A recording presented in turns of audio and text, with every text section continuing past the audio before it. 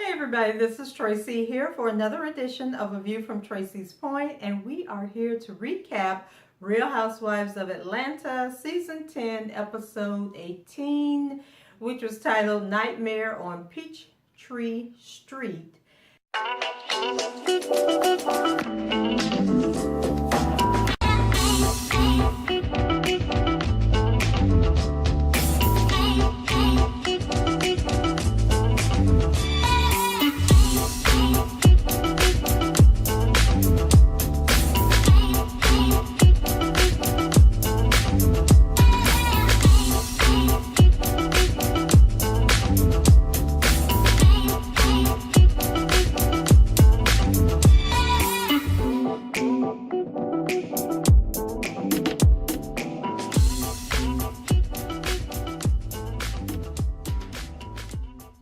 Let's go ahead and get into this recap.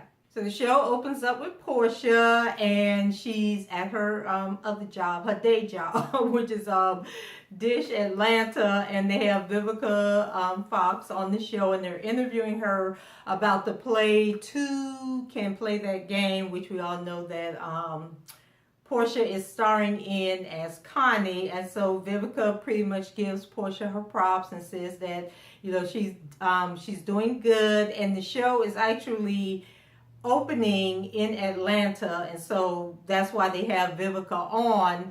And so on the night of the play, Portia's kind of nervous, and she's saying that she invited all the ladies to come to see the show, but none of them responded.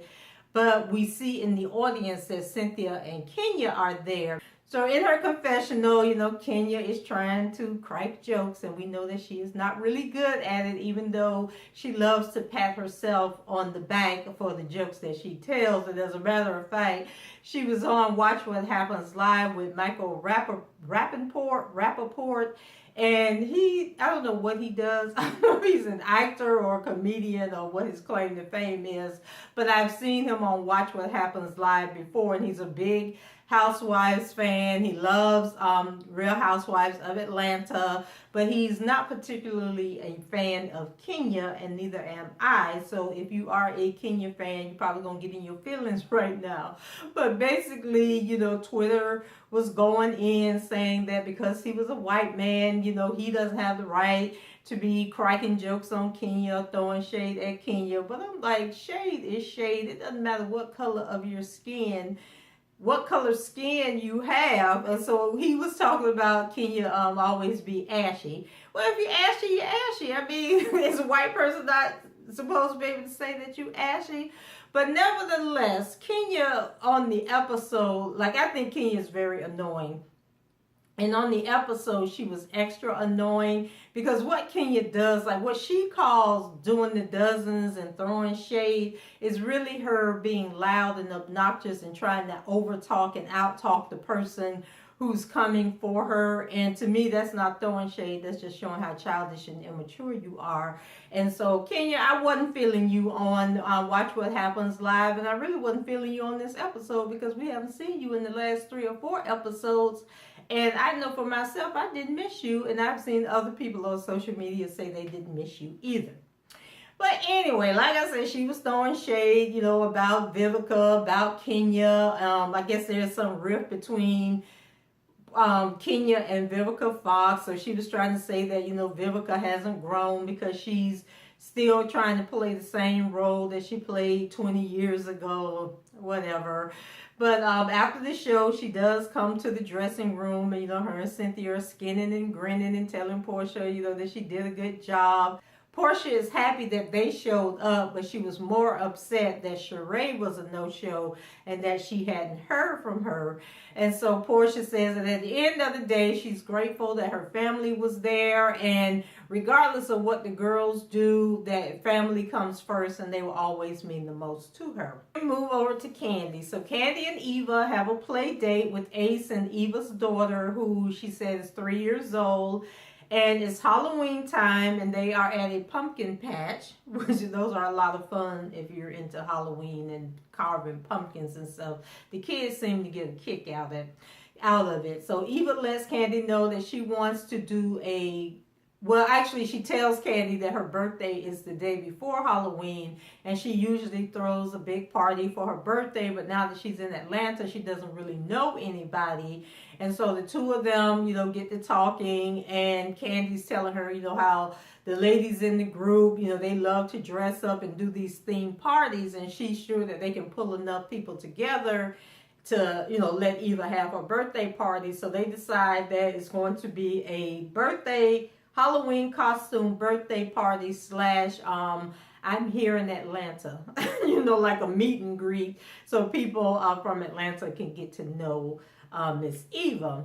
So Candy decides that she wants to invite Kim to the party and wants to know if Eva is okay with it. And Eva says that she is, and then she says that, her and Portia have gotten along, so she's going to invite Portia.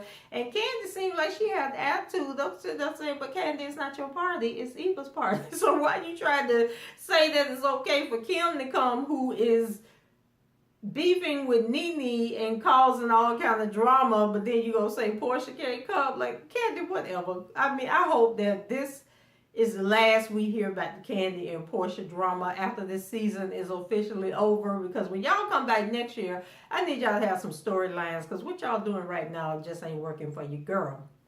So at home, Candy is rehearsing like she was in a room by herself, and it kind of reminds you when you were a little kid and you put a towel over your head and you get the hairbrush and then you be singing, and then you realize somebody done walked in the room where you're at. So that's kind of what happened. Candy was rehearsing for the upcoming Escape tour, and she was talking to Todd, and she was basically saying that once the tour ends, she has to go straight to New York because she's starring in the play Chicago. And so she wants Todd and Ace to join her. And so Todd was like, but Riley won't be out of school. What we going to do about Riley? And Candy didn't really seem that all concerned about Riley. But Todd was trying to point out, he was like, so do you want me to like pick certain dates that I fly out and see the show? Like, what are you talking about? Candy said, no, I want you there with me. I want you on the road with the concert, and then I want you to go to New York, and we can call my mama up, and my mama can come and deal with the kids. I was like, Candy, that Riley done told you she upset about the fact that you ain't spending no time with her. But Candy say in her mind, she's building a legacy, and she's building a work ethic for the kids that, hard work and determination will get you the lifestyle that you want. But like I said in another recap, at the end of the day, what your kids remember is the time that you were there and the moments that you showed up. They don't care about that money. They don't care about the life. Well, they care about it and they want a good life, but at the end of the day, quality time is what they will remember the most about you. Then we go to Sheree.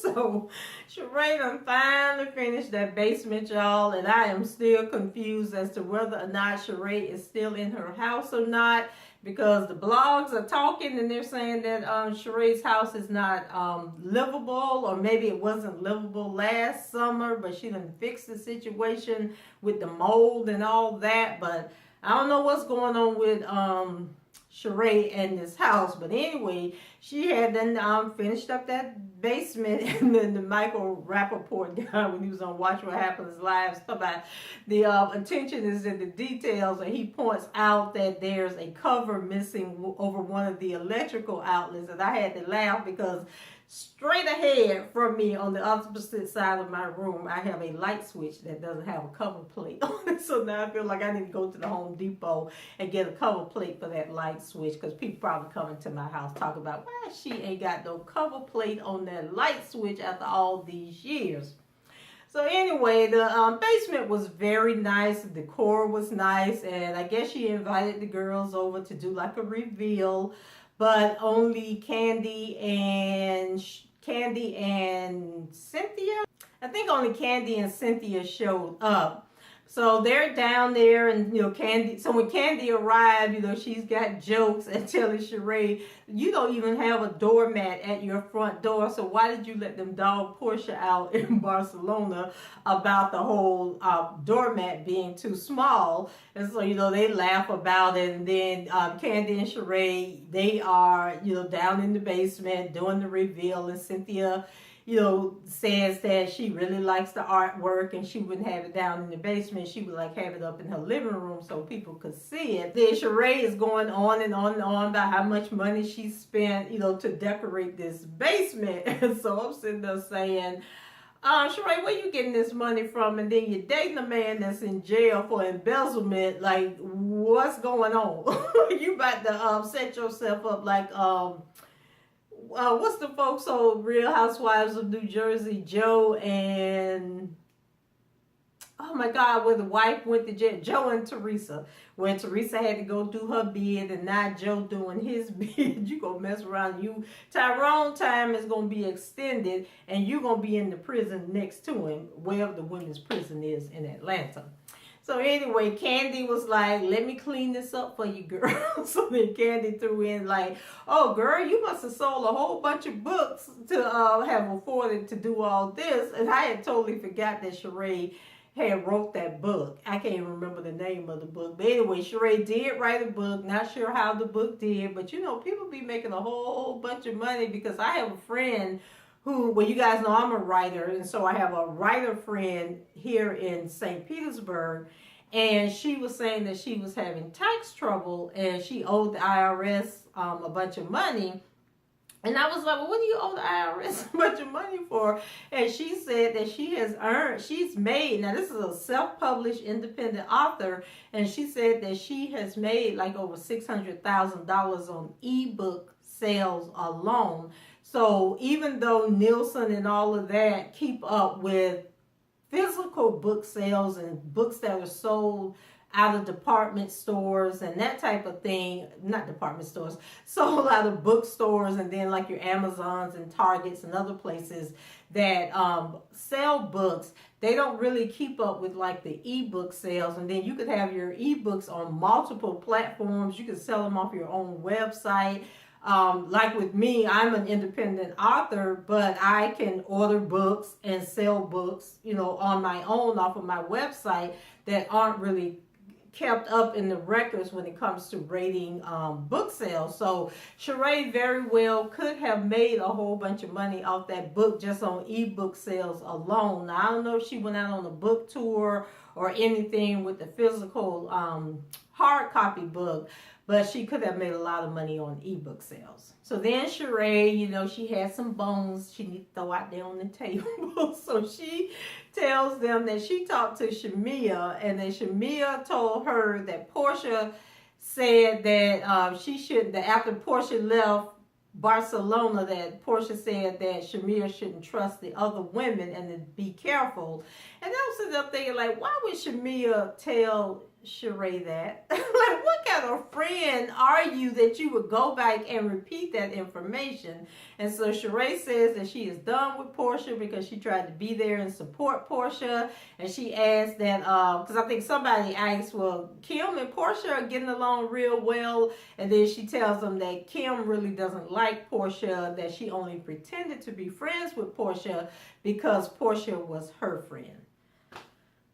Lord, if this ain't some elementary school mess they got going on. So then we go over to Eva, and we have a scene with Eva, Nene, and Cynthia. And they've all gotten together, and they're at this party store, like costume store, discussing the party. And we found out that the party is actually going to be at this church.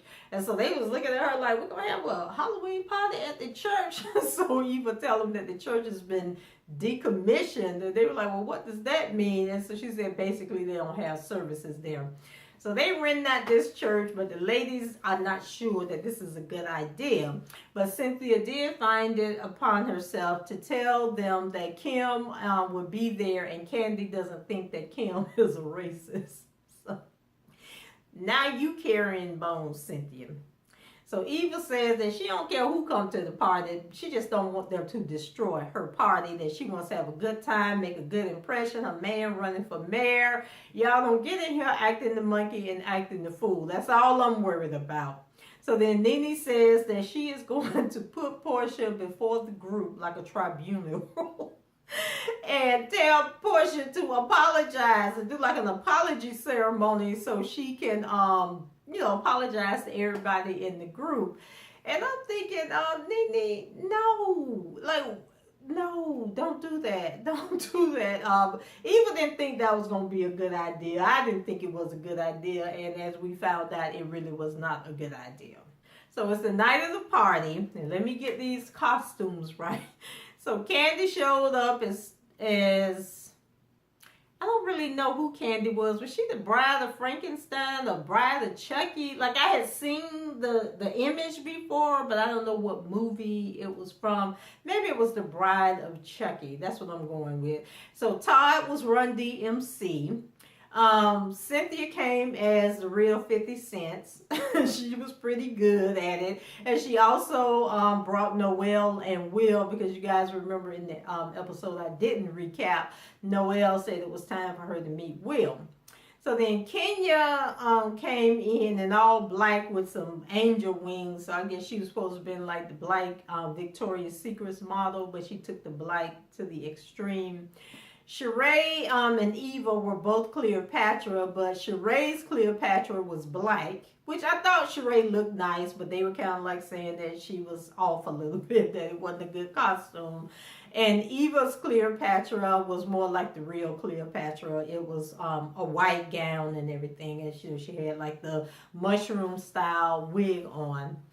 So then Kim and Croy arrived, and Kim was a Playboy bunny or a centerfold, and then Croy was supposed to have been Hugh Hefner.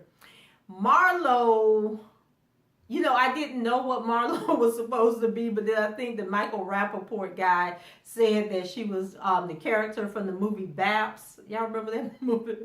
Child.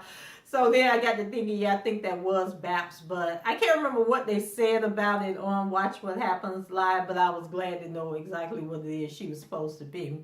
So then Portia and Lauren showed up, and they were zombie brides, so they had on like the white, I guess wedding dresses, and then they had the scars and the blood and everything all over them. And Shamia said she was a mermaid. Oh, and then Nene and Greg arrived last, and Nene was an exterminator, and then Greg and whoever else was with them, they were supposed to be like roaches and water bugs, and then Nene was walking around like she was spraying them.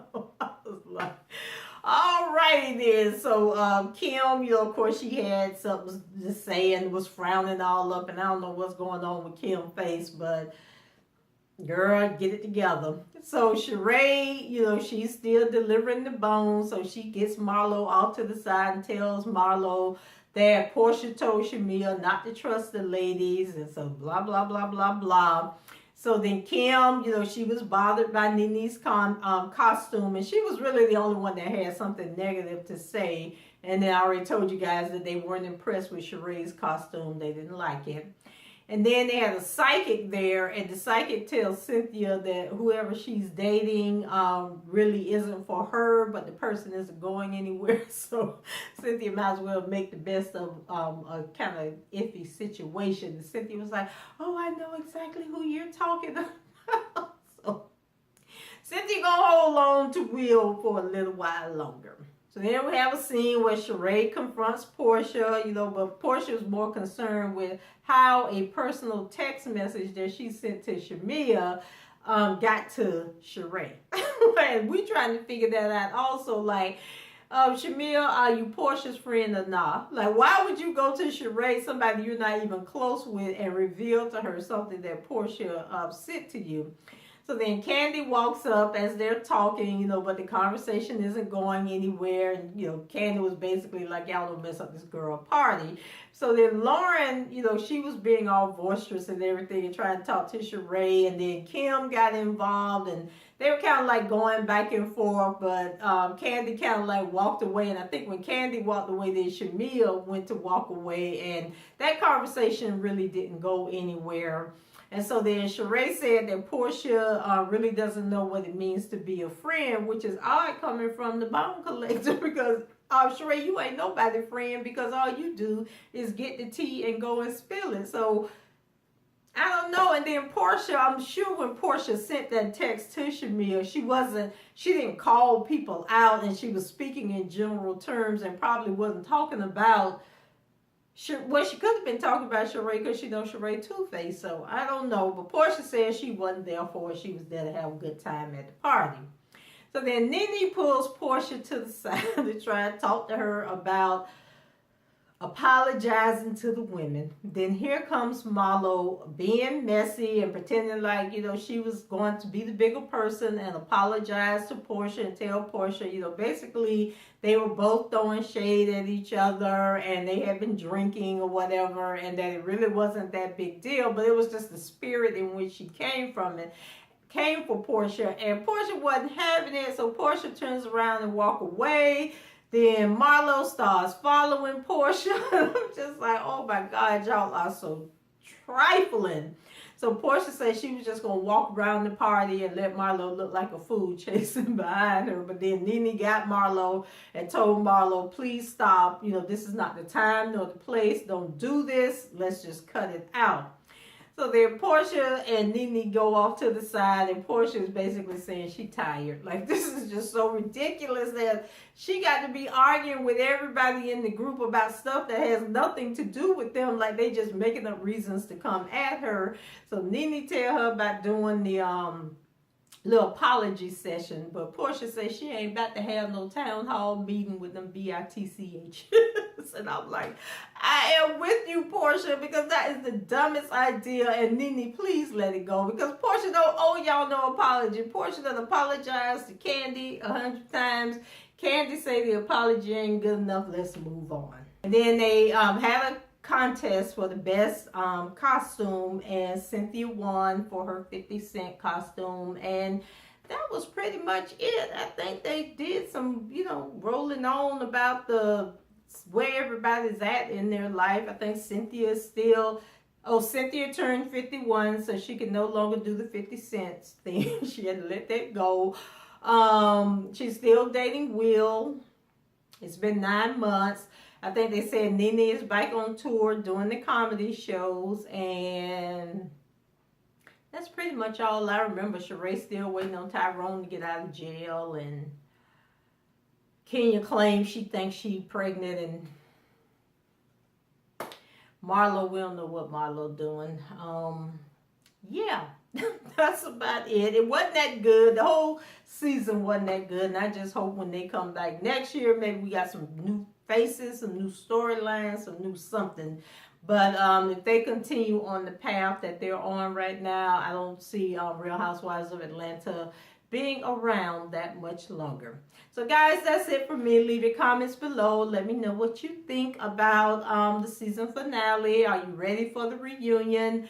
Rate the video, subscribe to the channel if you haven't done so already, and until the next time, I shall talk to you guys later. Bye bye.